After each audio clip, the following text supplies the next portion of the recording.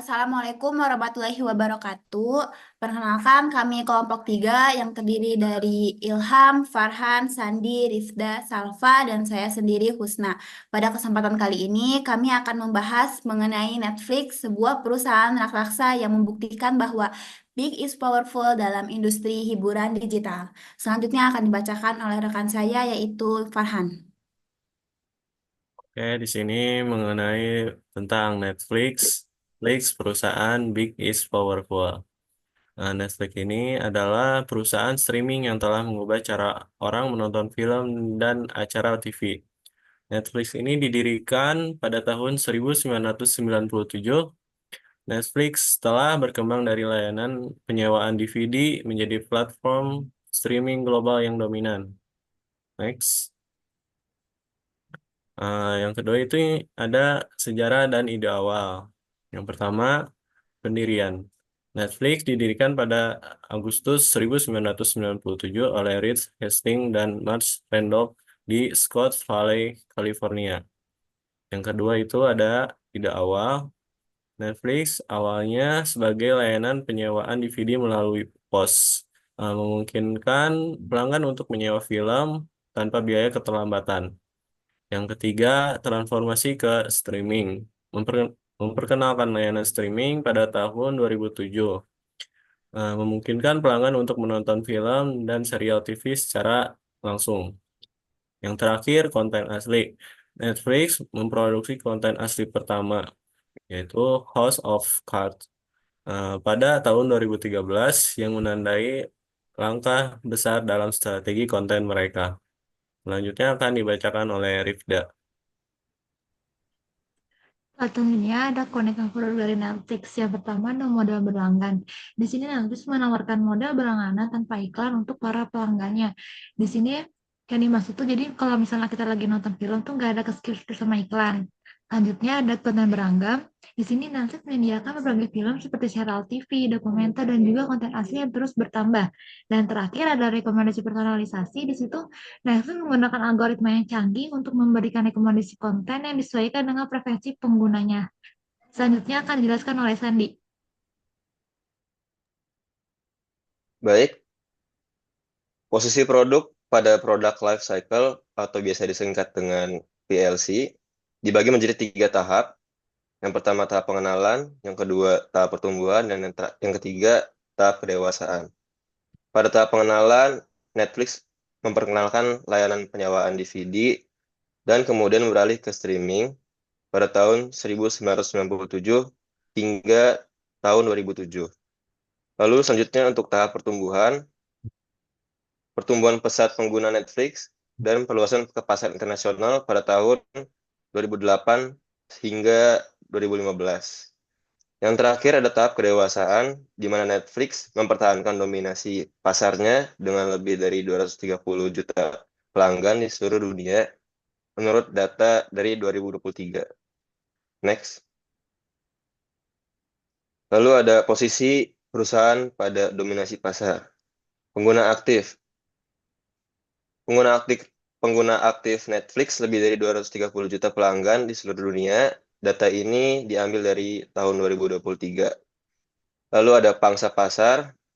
Pangsa pasar Netflix memiliki sekitar 20% dari total pangsa pasar layanan streaming video. Data ini diambil dari data 2023.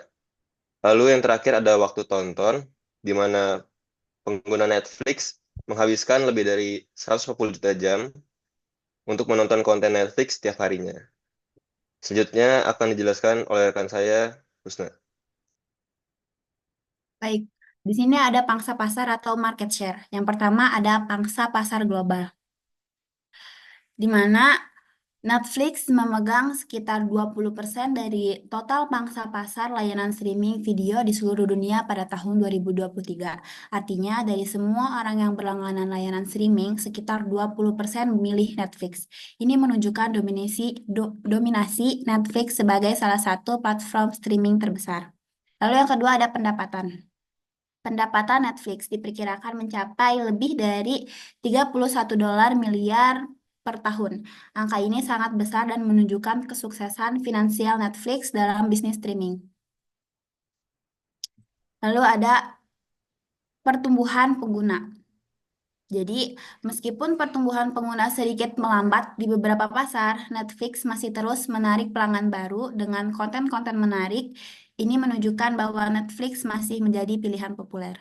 Selanjutnya akan dijelaskan oleh rekan saya, yaitu Salva. Oke, di sini ada strategi perusahaan. Yang pertama, konten asli. Fokus pada produksi konten asli yang berkualitas tinggi untuk menarik dan mempertahankan pelanggan. Contohnya seperti dokumenter, serial, dan film.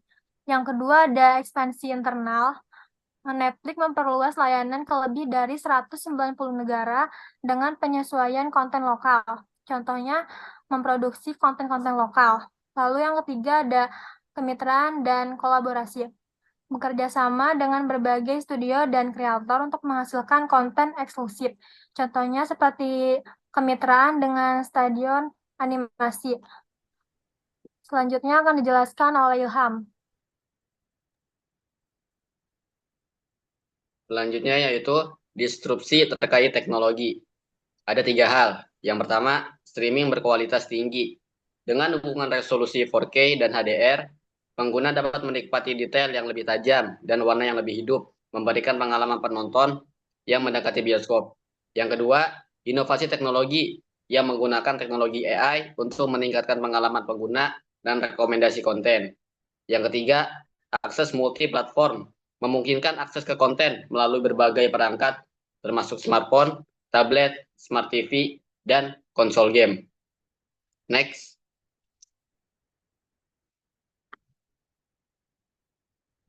Yang terakhir itu kesimpulan.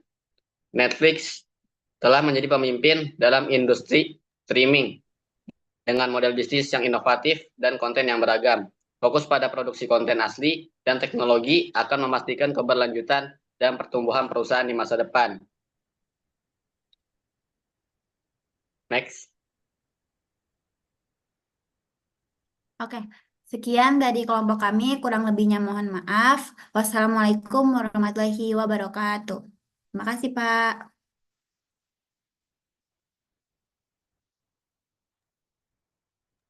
Stop. Gue matiin ya. Ya.